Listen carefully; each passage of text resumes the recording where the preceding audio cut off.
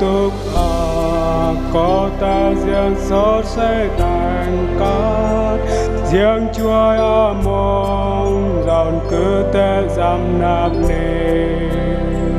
cứ nhang man tỏ cứ sang tháng dương cầm bớt bắn la bơn chợt xót ta riêng pha mà mệt cứ khăn riêng chúa cứ lo riêng xót say xót ta rong riêng chợt xót nàng nghe mệt cứ khăn riêng chúa cứ lo riêng xót say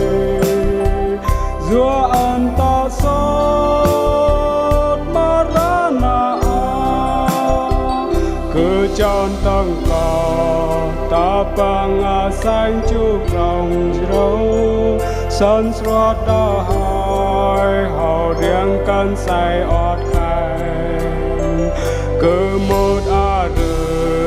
hâm luồng bát bát ngày đã họ heo xương chăm ẩn oa ta ngày yên khai mệt cứ khăn riêng chúa cứ lo riêng sốt say xót ta rong riêng chẳng xót nàng nghe mệt cứ khăn riêng chúa cứ lo riêng sốt say Dua anh ta sốt mà ra na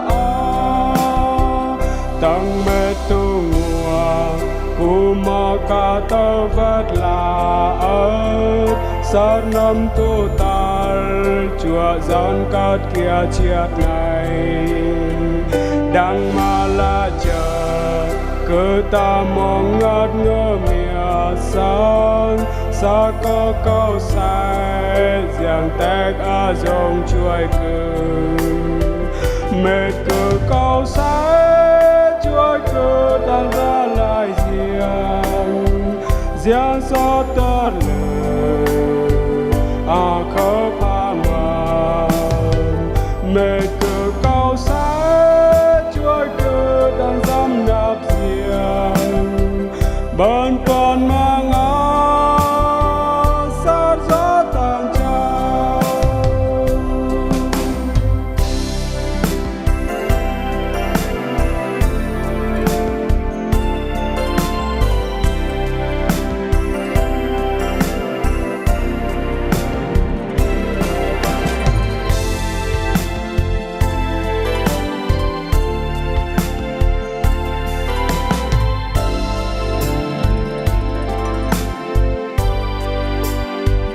mẹ cơ chân chầm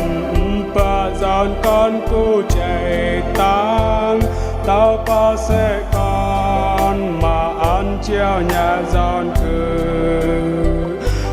do là cứ chăm bài mà bên kia riêng cu chạy tăng đã tâm prek nhà mà lôi mẹ cứ khăn Chúa cứ lo riêng sốt say xót ta rong riêng chắc xót nặng nghe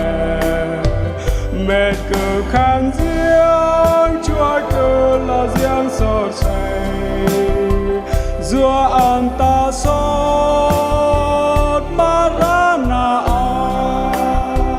ta riêng quê là xanh coi cứ chú tê cặp ăn ba coi cứ chú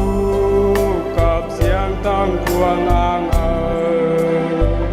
cứ an tâm rồi cặp giặc sang tâm dâm nhạp ni an kê buông ót khăn nê riêng sốt say hay mệt cứ khăn riêng Chúa cứ lo riêng sốt say xót ta rong riêng chẳng xót nàng nghe